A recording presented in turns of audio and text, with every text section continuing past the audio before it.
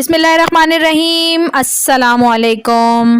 ایک بار امام احمد بن حنبل رحمۃ اللہ علیہ سفر میں تھے۔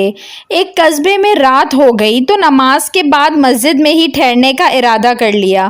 ان کی عاجزی و انکساری نے یہ گوارا نہ کیا کہ لوگوں کو اپنا تعارف کروا کر خوب آؤ بھگت کروائی جائے۔ مسجد کے خادم نے امام کو نہ پہچانا اور ان کو مسجد سے باہر نکلنے کا کہا۔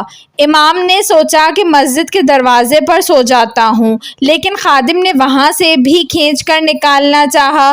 یہ تمام منظر ایک نان بائی نے دیکھ لیا جو مسجد کے قریب ہی تھا۔ اس نان بائی نے امام کو اپنے گھر رات ٹھہرنے کی پیشکش کر دی، جبکہ وہ امام کو جانتا بھی نہیں تھا۔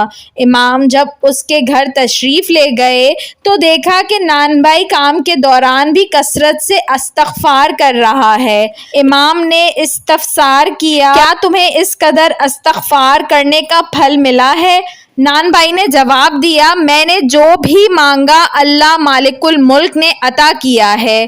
ہاں، ایک دعا ہے جو ابھی تک قبول نہیں ہوئی۔ امام نے پوچھا، وہ کون سی دعا ہے؟ نان بھائی بولا، میرے دل میں کچھ دنوں سے یہ خواہش مچل رہی ہے کہ امام احمد بن حنبل رحمۃ اللہ علیہ سے ملنے کا شرف حاصل کروں۔ امام فرمانے لگے، میں ہی احمد بن حنبل ہوں۔